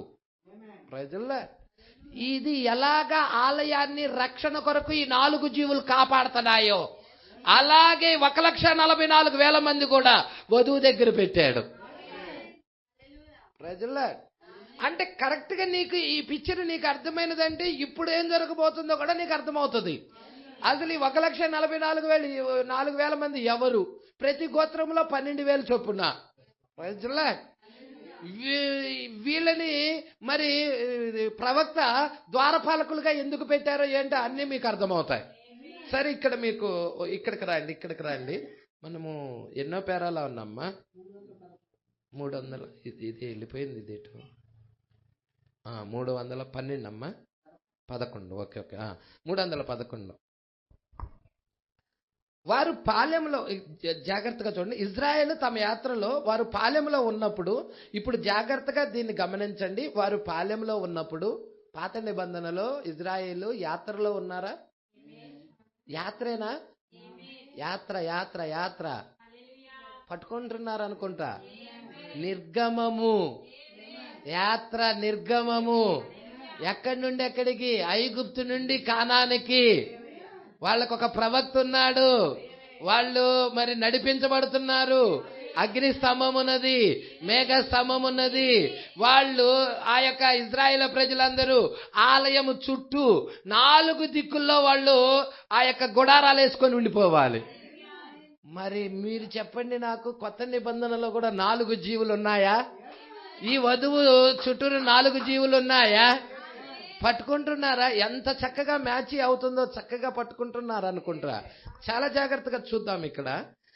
వారు పాలెంలో ఉన్నప్పుడు, ఇజ్రాయేల్ తమ యాత్రలో వారు పాలెంలో ఉన్నప్పుడు, ఇప్పుడు జాగ్రత్తగా దీన్ని గమనించండి. వారు పాలెంలో ఉన్నప్పుడు 1, 2, 3, 4 కాదండి, 3. ఒక దిక్కున 3, 4 గోత్రాలే ఒక దిక్కున. హల్లెలూయా. తూర్పున 3 గోత్రాలు, పశ్చిమాన 3 గోత్రాలు, మరి దక్షిణాన 3 గోత్రాలు, ఉత్తరాన 3 గోత్రాలు. ఎటైనా కానీ 3 గోత్రాలు. మరి తూర్పున ఉన్న 3 గోత్రాలకి ఎవరు ప్రాతినిధ్యం వహిస్తున్నారు? యోధా గోత్రం. పశ్చిమాన ఉన్న 3 గోత్రాలకి ఎవరు? అదే పట్టుకోవాలి, ఆ గోత్రం ఇంపార్టెంట్. ఆ గోత్రం ఇంపార్టెంట్. తూర్పున ఉన్న 3 గోత్రాల్లో ఎవరు ప్రాతినిధ్యం వహిస్తున్నారు అనేది చాలా ఇంపార్టెంట్, యోధా గోత్రం. అదే పశ్చిమాన ఉన్న 3 గోత్రాలకి ఎవరు ప్రాతినిధ్యం వహిస్తున్నారు? ఎఫ్రాం. హల్లెలూయా. పట్టుకుంటున్నారా? ఎద్దు, జీవి. అదే ఇటు దక్షిణానికి వచ్చేదలకే రూబేను, ఉత్తరానికి వచ్చేదలకే దాను, పక్షిరాజు. హల్లెలూయా. ఇప్పుడు ఈ జీవుల గురించి వీళ్ళ స్టోరీ, ఈ ప్రాతినిధ్యము వహిస్తున్న ఈ వ్యక్తులు కూడా ఇంపార్టెంటే. వాళ్ళ జీవితంలో ఏం జరిగిందో కూడా ఇంపార్టెంట్. ప్రవక్త తీసుకొస్తున్నాడు. ప్రజల్లా చాలా ఇంపార్టెంట్ ఇది. ప్రజల్లా రూబేన్ గురించి తీసుకొస్తాడు, ఇక్కడ దాను గురించి తీసుకొస్తాడు, యోధా గోత్ర సింహం గురించి తీసుకొస్తాడు. ప్రజల్లా ప్రతిదీ కూడా తీసుకొస్తాడు. మీరు జాగ్రత్తగా పట్టుకుంటారనుకుంటాను. హల్లెలూయా. సరే, కొంచెం జాగ్రత్తగా చూద్దాం. 1, 2, 3, 1, 2, 3, 1, 2, 3, 1, 2, 3. ఆ విధముగా 4 దిక్కుల వైపు ఆ కరుణాపీఠము చుట్టూ వారు పాలెములో దిగిరి. కరుణాపీఠము చుట్టూరా, కరుణాపీఠం చుట్టూరా దిగాయి, పాలెంలో దిగ్గారు. మీరు చెప్పండి, కొత్త నిబంధన తీసుకురండి. కొత్త నిబంధనలో కరుణాపీఠం ఎక్కడుందో చెప్పండి. అపోస్తుల కార్యగ్రంథమేనా? అపోస్తుల కార్యగ్రంథమేనా? అపోస్తల కార్యగ్రంథము చుట్టూరా 4 జీవులు ఉన్నాయా? మత్తయి, మార్కు, లూకా, యోహాను. 4 సువార్తలు, 4 జీవులు. మత్తయి మీద సింహపు అభిషేకం, మార్కు మీద దూడాభిషేకం, లూకా మీద మనిషిని ముఖము వంటి ముఖము కలిగిన అభిషేకం. మరి అదే విధంగా పక్షిరాజు. ఇప్పుడు చెప్పండి, పక్షిరాజు ఎవరు? యోహాను. హల్లెలూయా. ఎంత చక్కగా సరిపోతున్నాయో చూడండి. దేవుడికి మహిమ కలుగును గాక. ఇప్పుడు అంటున్నాడు చూడండి, కరుణాపీఠము చుట్టూ వారు పాలెంలో దిగారు. ఇప్పుడు దానిని మీరందరూ ఎరుగుదురని నాకు తెలుసు. మీకు తెలుసు ఆ విషయాలు, మీరందరూ కూడా దాన్ని చదివారు, ఎరిగి ఉన్నారని తెలుసు. ఇప్పుడు దీన్ని మీరు గమనిస్తూ పాత నిబంధనలో ఉన్న దానిని మీరు చదివి చూడండి. ఇప్పుడు తూర్పు దిక్కున సరిగ్గా ఇచ్చట దాన్ని ఇలాగ క్రింద చిత్రమును వ్రాసి గుర్తుపెట్టి చూపించిన అది మీకు అర్థమవుతుంది. తూర్పు దిక్కు ఎల్లప్పుడూ యోధా గోత్రం వారే ఉంటారు. ఎప్పుడు కూడా ఏ గోత్రము? తూర్పు దిక్కు యోధానే. అదే ద్వారమై ఉన్నది. ఎందుకు? ద్వారం నుండే యేసుక్రీస్తు రావాలి, గేటు నుండి రావాలి. కాబట్టి యోధా గోత్రపు సింహము తూర్పు యోధా గోత్రమే ఉన్నది. ఈ యోధాతో తమ పతాకములో 3 గోత్రకర్తలు పెద్దల కలరు, అనగా ముగ్గురుగా తమ గోత్రకర్తలతో తమ పతాకములో ఉండిరి. అది యోధా గోత్రపు వారి పతాకమగును. ప్రజల యోధా గోత్రమే ఆ 3 గోత్రాలకు శిరస్సుగా ఉన్నది. తూర్పు దిక్కున యోధా గోత్రమే శిరస్సు. అదే విధముగా పశ్చిమం దగ్గరికి వెళ్ళేదలకే ఎఫ్రాయిమే శిరస్సుగా ఉన్నది. అదే విధముగా ఉత్తరము వైపుకి వస్తే దాను శిరస్సుగా ఉన్నది. దక్షిణం వైపుకి వస్తే రూబేను శిరస్సుగా ఉన్నాడు. అంటే ముఖ్యుడు. పట్టుకుంటున్నారండి? శిరస్సుగా ఉన్నది. చాలా జాగ్రత్తగా పట్టుకోండి. హల్లెలూయా. యోధా గోత్రమే ఈ 3 గోత్రాలకు శిరస్సుగా ఉన్నది. మీకు గుర్తున్నదా? 10 ఆజ్ఞలు, 10 కమాండ్మెంట్స్ సినిమా ఎంతమంది చూశారు అంటున్నాడు. సిసిల్ డిమిల్లిస్ నిర్మించిన 10 ఆజ్ఞల సినిమా. అది మంచిది. లేదా మీరు దాన్ని లేఖనాల్లో కూడా చదివి చూడొచ్చు. యోధా గోత్రము తూర్పు దిక్కున ఉన్నదా లేదా అని లేఖనాల్లో కూడా చూడొచ్చు. తూర్పు దిక్కునే యోధా గోత్రం ఉన్నది. సరే, మంచిది. పడమటి దిక్కున పశ్చిమాన ఎవరున్నారు? ఎఫ్రాయిము. ఎవరండి? ఎఫ్రాయిము. ఏంటి పశ్చిమాన సింబల్? ఎఫ్రాయిముకి ఏంటి సింబల్? ఎద్దు. హల్లెలూయా. పట్టుకోవాలి మీరు. ఎద్దు.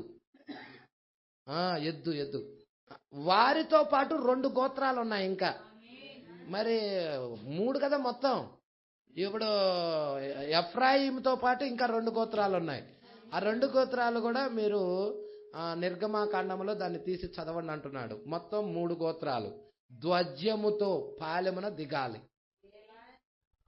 వాళ్ళు ఆ పాలెములో ఆ 3 గోత్రాలు ఆ యొక్క పడమర వైపు దిగాలి. వేరే వైపు దిగటానికి కుదరదు. వాళ్ళకి నిర్ణయించిన స్థానములోనే వాళ్ళు దిగాలి.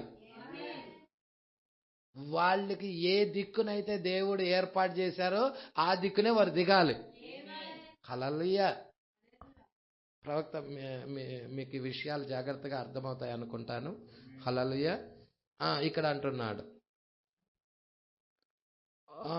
మంచిది ఎఫ్రాయిము. ఇప్పుడు రూబేను దక్షిణ దిక్కున ఉండాలి. రూబేను ఎటువైపు ఉండాలండి? దక్షిణము వైపు ఉండాలి. అతనితో పాటు ఇంకో 2 గోత్రాలు కలిసి మొత్తం 3 గోత్రాలు రూబేన్తో కలిసి తమ పాలెము ధ్వజముతో ఉండాలి. ఉత్తర దిక్కునికి వచ్చేసేదలకే దాను. పట్టుకుంటున్నారా అండి? ఇదే పక్షిరాజు. 2 గోత్రాలతో కలిపి, అంటే దాను ఇంకా మిగిలిన 2 గోత్రాలు. మిగిలిన 2 గోత్రాలు ఏంటి? Naphtali, Asher, Naphtali. మిగిలిన 2 గోత్రాలతో 3 గోత్రాలుగా తమ ధ్వజముతో పాలెములో దిగాలి. ప్రజల పట్టుకుంటున్నారా అండి? ఇప్పుడు ఆ విధముగానే వారు పాలెంలో దిగారు. ఎటు చూసినా 3 గోత్రాలు. తూర్పు దిక్కు చూడు, పశ్చిమాన చూడు, ఉత్తరాన చూడు, దక్షిణాన చూడు, ఎటు చూసినా 3 గోత్రాలు. 4 ఒకవైపు ఉన్న 3 గోత్రాలకి ఒక జీవి సింబల్ గా ఉన్నది. తూర్పు వైపు ఏమున్నది? సింహం ఉన్నది. ఇటు పడమర వైపు ఏమున్నది? ఎద్దున్నది. ఉత్తరము వైపు పక్షిరాజు ఉన్నది. దక్షిణము వైపు మనుషుని ముఖము ఉన్నది. ఇవన్నీ మీకు అర్థమైతేనే వాక్యం అర్థమవుతుంది.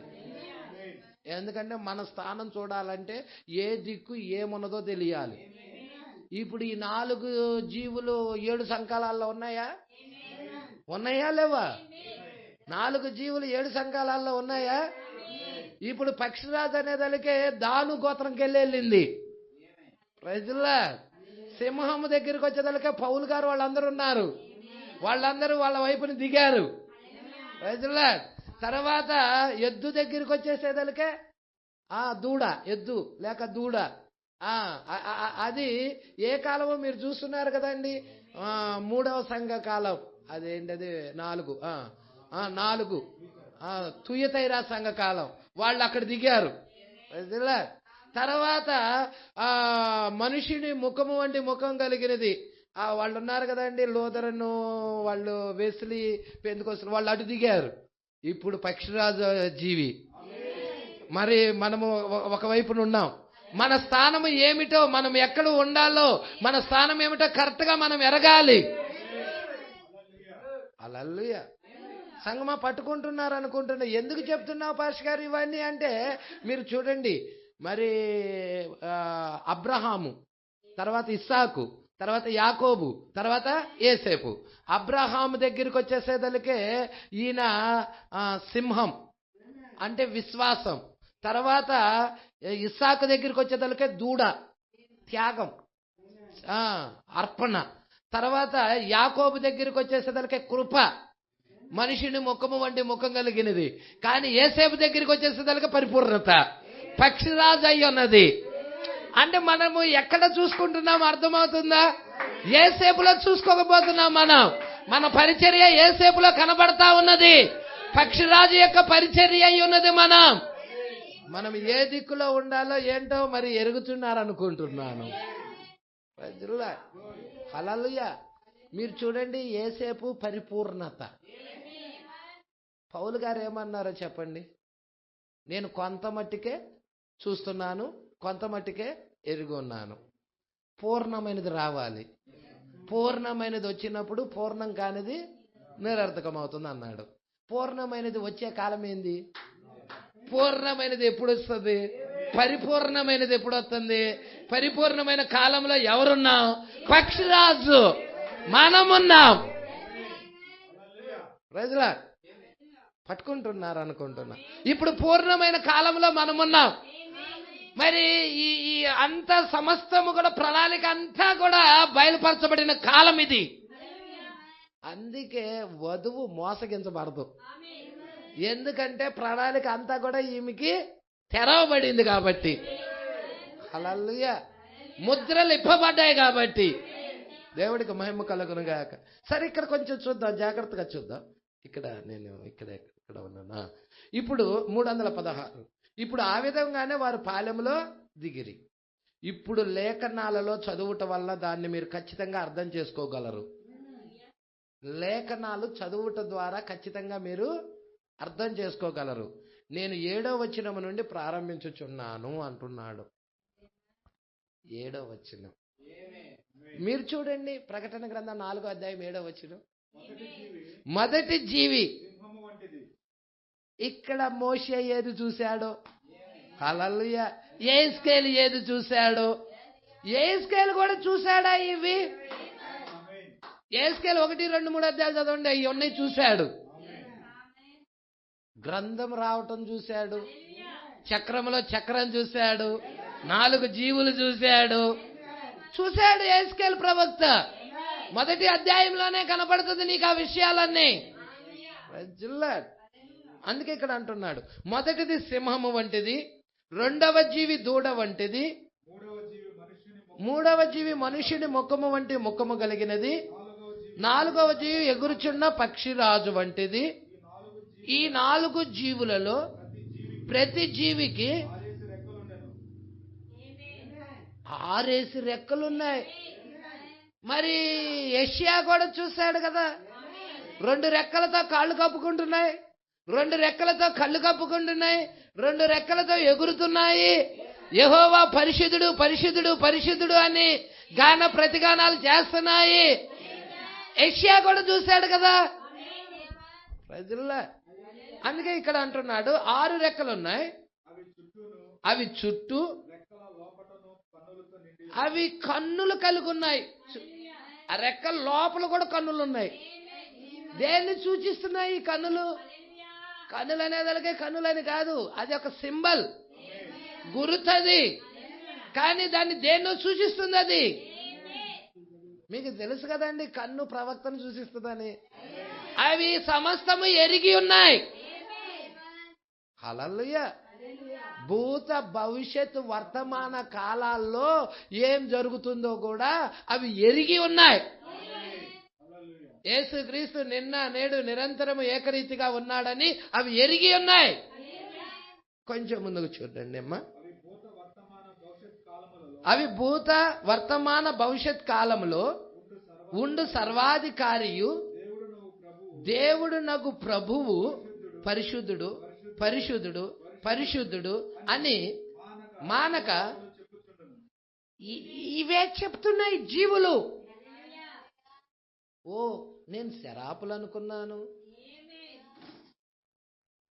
హల్లెలూయా. 6 చూడమ్మా యెషయా.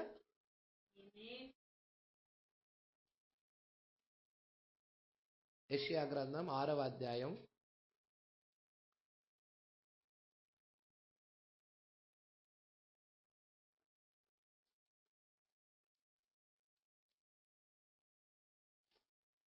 అత్యున్నత సింహాసనము మీద ఆసీనుడు. పాట చూసారా అండి?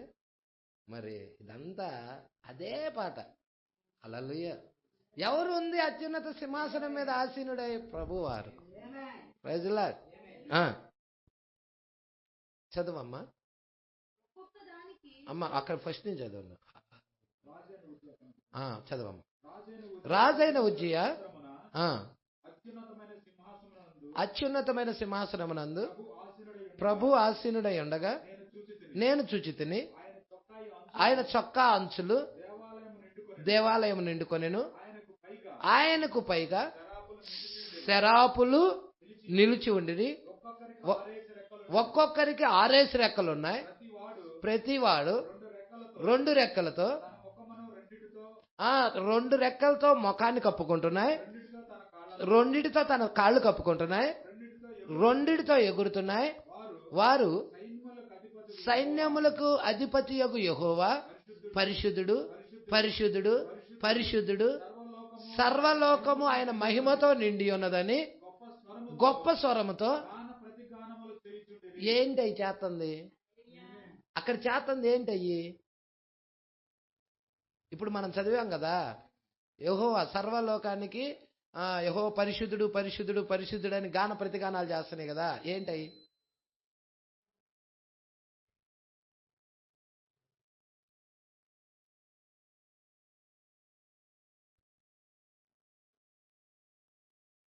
అక్కడే ఉంది, రాశాడు కదండి. శరాపులని అక్కడే రాశాడు కదండి. 2 రెక్కలతో కాళ్ళు కప్పుకుంటున్నాయి, 2 రెక్కలతో ఎగురుతున్నాయి, 2 రెక్కలతో అవి కళ్ళు కప్పుకుంటున్నాయి అని రాశాడు అక్కడే. హల్లెలూయా. అదే ఇక్కడికి వచ్చేసేదానికే, ఇక్కడికి వచ్చేది ప్రకటన 4 దగ్గరికి రా. ప్రకటన 4 దగ్గరికి వచ్చేసేదానికే అక్కడ 4 జీవులు చూపిస్తున్నాడు. ప్రజలే 6 రెక్కలు ఉన్నాయని చెబుతున్నాడు. అవి కూడా ఏం చేస్తున్నాయి? తన కర్తవ్యంలో ఉన్నాయి. అవి కూడా ఏమైనా స్తుతిస్తున్నాయి?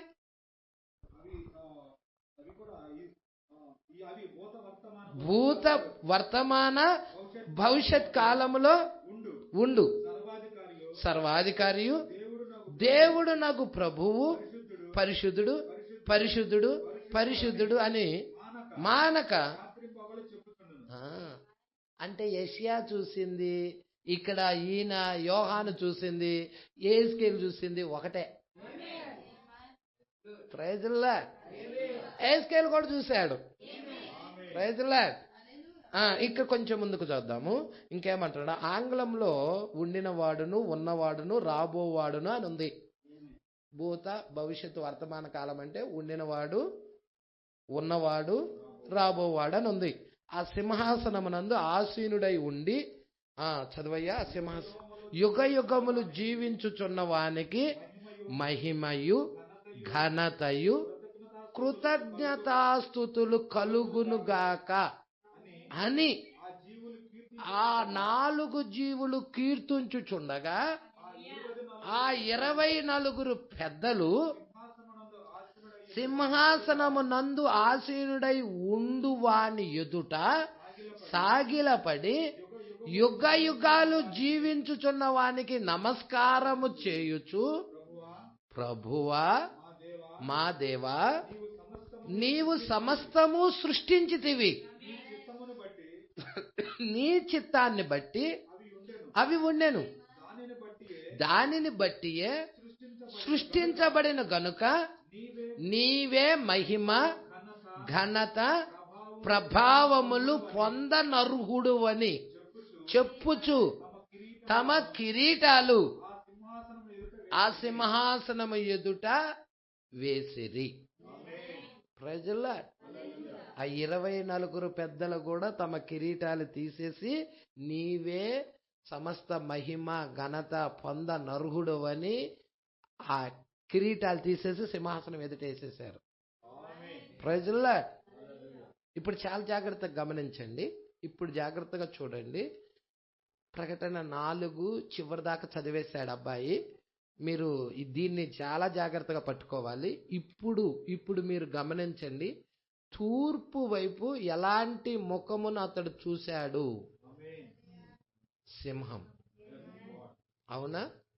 సింహాన్నే కదా. ప్రకటన గ్రంథంలో కూడా సింహమే కదా.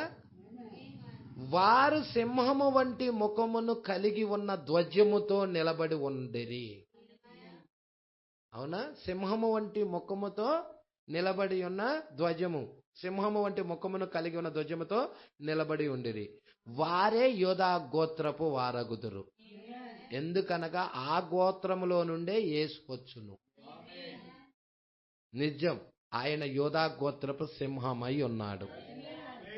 ఇప్పుడు ఈ సింహాన్ని గురించి ఇంకా మాట్లాడుతూ ఈ తూర్పు దిక్కున ఉన్న ఈ జనుల గురించి ఇంకా ఆయన ఏం మాట్లాడుతున్నాడో చూడండి.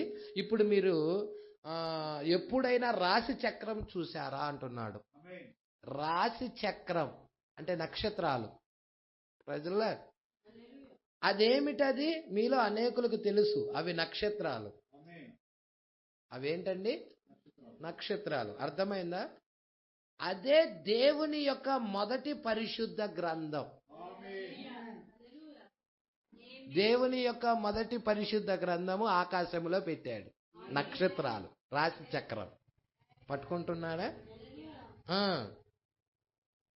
మొదటి పరిశుద్ధ గ్రంథం అగును. ఆ రాశి చక్రములో 12 రాసులలో ఏది మొదటిది? మొత్తం ఎన్ని రాసులు?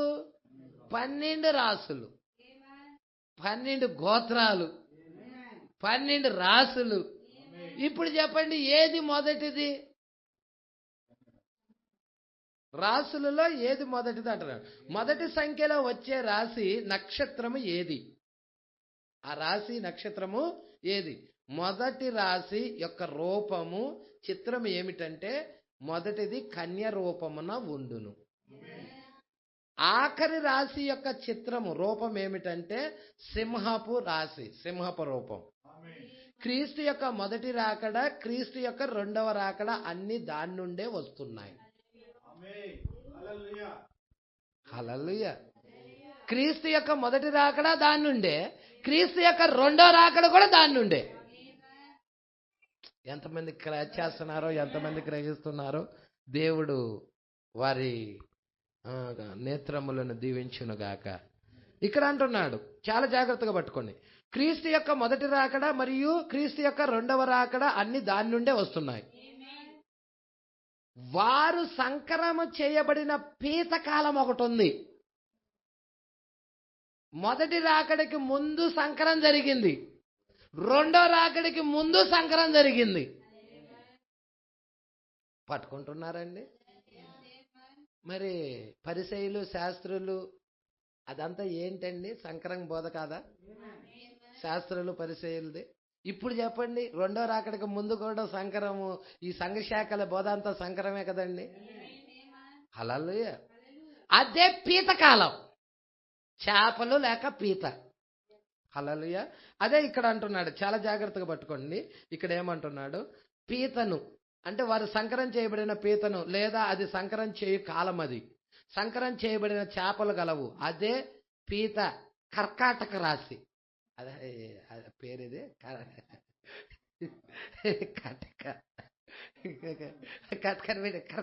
కదా, పీత కర్కాటక రాశి. సరిగ్గా ఆ మార్గం ద్వారానే మనం జీవించుచున్నాం. ఇప్పుడు చూసారా, దానిలో నుండే వెళ్తున్నాం మనం. అసంకరము చేయబడినవి అన్ని మనకు కనబడతానే ఉన్నాయి. మనము దాన్ని ఇక్కడ అంటున్నాడు చూసావా, ఆ ద్వారం, ఆ మార్గం ద్వారానే మనం జీవిస్తున్నాం. మనం ఎక్కడున్నామో, మన విధానము, మన ఆరాధన ఏమిటో, భూమి మీద ఉన్న పరిస్థితి ఏమిటో ప్రవక్త ఎంత చక్కగా తీసుకొచ్చాడండి. గ్లోరీ, దేవుడికి మహిమ కలుగునుగాక. హల్లెలూయా. సరే, ఒక్కటి చెప్పేసి క్లోజ్ చేసేసేద్దామండి. హానోకు కాలంలో అతడు పిరమిడ్ను నిర్మించినప్పుడు, హల్లెలూయా, మీరు చూస్తున్నారా? హానోకు కాలంలో పిరమిడ్ నిర్మించాడు. నిర్మించినప్పుడు మీరు గమనించండి, ప్రతి రాయి అచ్చటున్నది. హల్లెలూయా. సొలొమోను కూడా ఆలయాన్ని కట్టాడు, దేవాలయాన్ని. ఆ రాళ్ళు ఎవరు? ఆ పిరమిడ్ లో ఉన్న రాళ్ళు. హానోకు పిరమిడ్ కట్టినప్పుడు ఆ పిరమిడ్ లో ఉన్న రాళ్ళు ఎవరు? దేవాలయాన్ని కట్టినప్పుడు దేవాలయంలో ఉన్న రాళ్ళు ఎవరు? హల్లెలూయా. మరి 7 సంఘ కాలాల్లో కూడా రాళ్ళు చెక్కబడతా ఉన్నాయి, పని వాళ్ళు ఉన్నారు. మరి ఆ పనివారు రాళ్ళను చెక్కి ఆలయంలో చేరుస్తున్నారు. హల్లెలూయా. మీరు చెప్పండి, మీరు ఒక షర్టు కుట్టించుకోవాలంటే మీరు ఎక్కడికి వెళ్తారు? పనివాడి దగ్గరికి వెళ్తారు, అవునా? పనివాడి దగ్గరికి వెళ్తారు. ఏ పనివాడు అంటే టాపీ పనివాడి దగ్గరికి వెళ్ళరు, టైలర్ దగ్గరికి వెళ్తారు, అవును కదండి? షర్టు గురించి ఎరిగిన పనివాడి దగ్గరికి వెళ్ళి ఆ పనివాడికి, అయ్యా ఇదిగో ఈ క్లాత్ ఉంది, ఈ క్లాత్ నాకు షర్టుగా కుట్టివయ్యా అంటే ఆయన ఏం చేస్తాడంటే కొలతలు, మెజర్మెంట్స్ తీసుకుంటాడు, అవునా? నీ షోల్డర్ ఎంత ఉంది, నీ చేయి ఎంత ఉంది, నీ చెస్ట్ ఎంత ఉంది, నీ మొత్తం కొలతలు తీసుకొని, మెజర్మెంట్స్ తీసుకొని ఆయన ఏం చేస్తాడంటే ఆ క్లాత్ని కట్ చేస్తాడు. కట్ చేసి ఆయనకి కావలసిన భాగాన్ని, ఆ భాగాన్ని ఏం చేస్తాడంటే తీసుకొని, మిగతా వేస్ట్ భాగం ఉంటుంది రోజుల్లో ఆయన ఎంతవరకైతే అది అవసరమో అంతవరకే దాన్ని తీసుకుంటాడు. మిగతా క్లాత్ని దాని నుండి తొలగిస్తాడు, వేరు చేస్తాడు. అదే విధానములో మనలో కూడా వాక్యానికి వ్యతిరేకమైన కొన్ని కార్యాలు ఉన్నాయి. పరిశుద్ధాత్మ తన సేవకుడు ద్వారాగా ఏం చేస్తా ఉన్నాడంటే ఆ వాక్యానికి వ్యతిరేకమైన కార్యాలన్నీ కట్ చేస్తున్నాడు. Praise the lord. క్రీస్తు రూపము కలిగే విధముగా, క్రీస్తు పోలిక వచ్చే విధముగా ఆ స్వరూపము మాత్రమే ఉంచుతున్నాడు, మిగతాది కట్ చేసి తీసేస్తున్నాడు. Praise the lord. అదే విధానంలో ఆలయంలో కూడా అదే జరుగుతుంది. ఆ రాళ్ళన్నీ చెక్కబడతా ఉన్నాయి, తీసుకొచ్చి అక్కడ పెడుతున్నప్పుడు కరెక్ట్గా సూట్ అవుతా ఉన్నది. అదే విధానంలో ఇక్కడ అంటున్నాడు, హానోకు పిరమిడ్ నిర్మించినప్పుడు మీరు గమనించండి, ప్రతి రాయి అచ్చటున్నది. వాటిని వారు కొలిచి, మెజర్మెంట్ చేశారా, కొలిచారా? కొలిచి దాన్ని బట్టి ఏమి జరగబోవుచున్నదో మరియు రాబోవు యుద్ధాలు గురించి కూడా వారు ఖచ్చితంగా చెప్పేదరు. ఏంటి పాస్టర్ గారు, రాబోయేది కూడా తెలుసా వాళ్ళకి? జరగబోయే యుద్ధాల గురించి కూడా ముందే చెప్పారా? మరి మన కాల ప్రవక్త మరి 7 విజన్స్ దర్శనాలు చెప్పాడా? జరగబోయేది కూడా ముందే చెప్పాడా? 3వ ప్రపంచ యుద్ధం గురించి కూడా చెప్పాడా? వధువు ఎత్తబడే ముందు ఏం జరుగుతుందో అన్ని విషయాలు చెప్పాడా? మెజర్మెంట్స్ కరెక్ట్ గా. హల్లెలూయా. ఆయన ముందే ఎరిగి చెప్పగలిగాడు. మరి ఆ ఛానల్లోకి నువ్వు వెళ్ళగలిగినట్టయితే నువ్వు కూడా చెప్పగలుగుతావు. Praise lord. మనం ఆ ఛానల్లోకి వెళ్ళాల్సిన వారమై ఉన్నాం. అందుకే ఇక్కడ అంటున్నాడు, వారు వాటిని కొలిచి దాన్ని బట్టి ఏమి జరగబోవచ్చున్నదో మరియు రాబో యుద్ధాల గురించి కూడా వారు ఖచ్చితంగా చెప్పెదరు. పిరమిడ్ పైన తలరాయి తప్ప మిగిలినదంతా పూర్తిగా సమాప్తమైనది. ఎందుకని తలరాయి తప్ప అన్నాడు? రిజెక్ట్ చేయబడింది, త్రోసేయబడింది. మొదటి రాకడలో తలరాయిని త్రోసేశారు. ఆ రోజు ఉన్న శాస్త్రులు, పరిసయ్యులు, సదుకయులు, ఏర్పరచబడిన వారు మాత్రమే అంగీకరించారు. మరి 2వ రాకడ పరిస్థితి ఏంటి? 2వ రాకడలో కూడా తలరాయి వచ్చిందా? మరి ఈ తలరాయిని సంఘశాఖలు రిజెక్ట్ చేశాయా? త్రోసేయబడ్డాడా? ఏర్పాట్లో ఉన్నవాళ్లే దాన్ని ఎరుగుతున్నారు. ఇక్కడ ఏమంటున్నాడో చూడండి. తలరాయి తప్ప మిగిలినదంతా పూర్తిగా సమాప్తమైనది. ఎందుచేత మీ చేతిలో ఉన్న డాలర్ నోటు మీద ఉన్న దాన్ని మీరు గమనించారా? అంటే అమెరికా డాలర్, దాన్ని చూడండి అంటున్నాడు. మీ డాలర్ నోటును తీసి చూడండి, దానిలో ఉన్న పిరమిడ్ బొమ్మ మీద తలరాయి ఉండదు. ఎందుకని? తలరాయి దాని మీద ఎప్పుడు పెట్టబడలేదు. త్రోసివేయబడిన ఆ తలరాయి యేసుక్రీస్తే. త్రోసేయబడుతున్నాడు ముందే ఈ విషయాలు వారికి తెలుసు. హల్లెలూయా. ఆయనే త్రోసివేయబడిన తలరాయి. ఆయన అతి త్వరలో రాబోచున్నాడు. లోదర కాలంలోని ఆ సంఘమును చూడండి, అది ప్రారంభ కాలము క్రింద భాగాన్ని ఎడల్పుగా ఉంది. అదిగో పరిపూర్ణ మానవుని స్వరూపం చూడండి. పరిపూర్ణ మానవుని స్వరూపంలో కింద భాగము ఎడల్పుగా ఉన్నదా లేదా? అలాగా ఇంకా కొంచెం పైకి వెళ్ళే కొద్దీ కొంచెం తగ్గుతూ వెళుతూ వచ్చింది. లోదర కాలం దగ్గరికి వచ్చేసేదలకి ఇంకొంచెం తగ్గింది. వెస్లీ కాలం దగ్గరికి వచ్చేదలకి ఇంకొంచెం తగ్గుకుంటా వెళ్ళింది. అదే పెంతెకోస్తు కాలం దగ్గరికి వచ్చేదలకి అది బాగా తగ్గిపోయింది, చిన్నదైపోయింది. అదే సంఘకాలాల్లో చూడండి, అట్లాగే అది కూడా రాశాడు. వెలుగు కూడా అలాగే రాశాడు చూడండి. సంఘకాలాల్లో కూడా ప్రజల అదే ఆ యొక్క సహోదర ప్రేమ దగ్గరికి వచ్చేసేదలకే, ఆ యొక్క లవదేక దగ్గరికి వచ్చేదానికి బాగా తక్కువైపోయింది. దాని గురించి ప్రవక్త ఇక్కడ ఏం చెప్తున్నాడో చాలా జాగ్రత్తగా మీరు చూస్తారనుకుంటున్నాను. లూథర్ కాలంలో ఆ సంఘాన్ని చూడండి, అది ప్రారంభ కాలంలో క్రింద భాగం ఎడల్పుగా ఉండి ఆ తర్వాత కొంచెముగా పైకి వెళ్ళే కొద్దీ తగ్గుతూ స్వల్పముగా తగ్గిపోతూ దాని పై భాగమునకు వచ్చినప్పుడు అతి స్వల్ప సంఖ్య అయి చివరికి ఆ తర్వాత అది పెంతెకోస్తు కాలంలోకి తీసుకొని వచ్చుచున్నది. పెంతెకోస్తు కాలమేనా చివరిది? పట్టుకుంటున్నారా కదండి? 1906తో ప్రారంభమైనది పెంతెకోస్తు కాలం. అదే లవదికయ కాలం.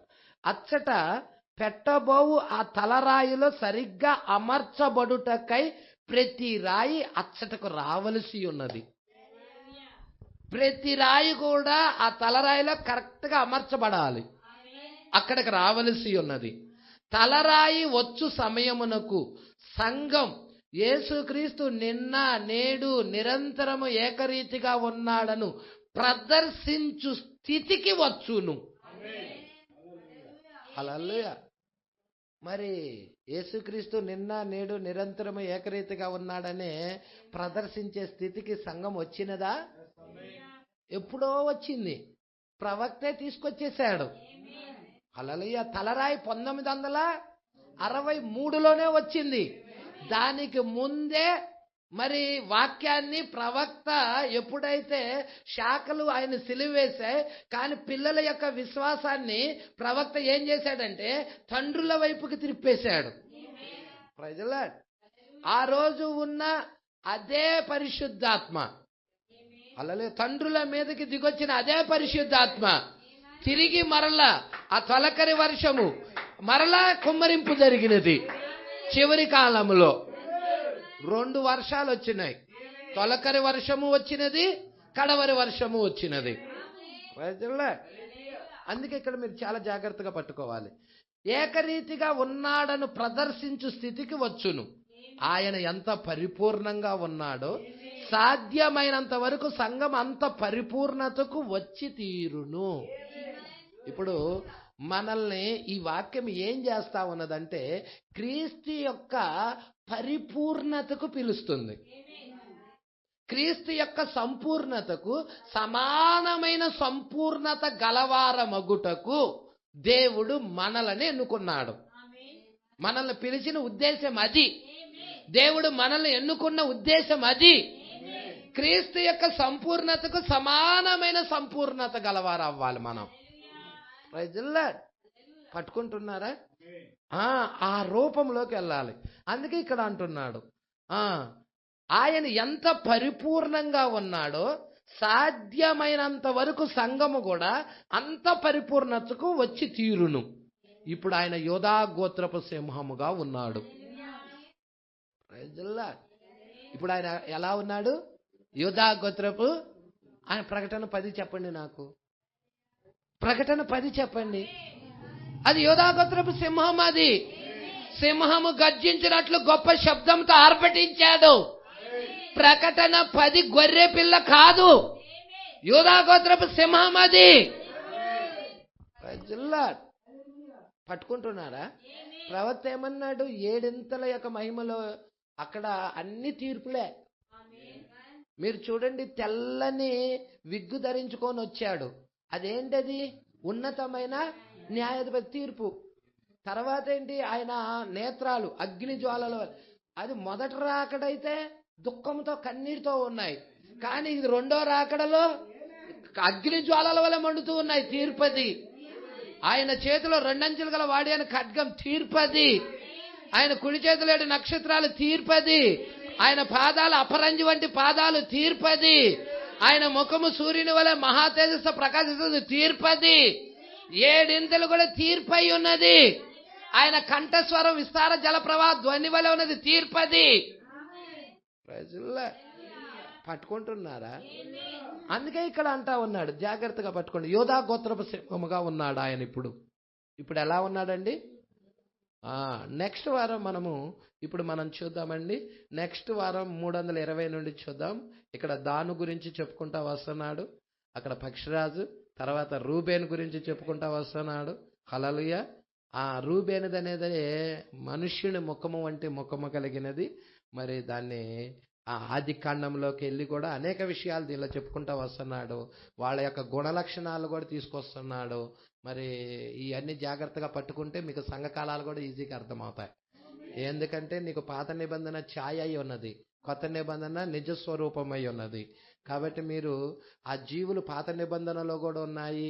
మరి అవన్నీ కూడా మీరు ఎరగగలిగినట్లయితే, చక్కగా వర్తమానాన్ని మీరు గ్రహించగలిగినట్లయితే, వ్యక్తి మీద ఉన్న అభిషేకము కూడా ఏమై ఉన్నదో మీరు అట్టే పట్టేసుకుంటారు. Praise the lord. సంగమా పట్టుకుంటున్నారు అనుకుంటున్నాను. మార్టిన్ లూథర్ మీద ఉన్న అభిషేకం ఏంటో చెప్పండి? మనిషిని ముఖము. జాన్ వెస్లీ మీద ఉన్న అభిషేకం ఏంటో చెప్పండి? మనిషిని ముఖము వంటి ముఖము కలిగిన అభిషేకం. పెంతెకోస్తు వాళ్ళ మీద కూడా ఉన్న అభిషేకము కూడా మనిషిని ముఖమే. హల్లెలూయా. సంగమా పట్టుకుంటున్నారా? మన ప్రవక్త వచ్చిన తర్వాత పక్షిరాజు వర్తమానం పట్టుకుంటున్నారు అనుకుంటానివి. సరే, నెక్స్ట్ వారం మనము ధ్యానం చేద్దాం. 320 నుండి గుర్తుపెట్టుకోండి.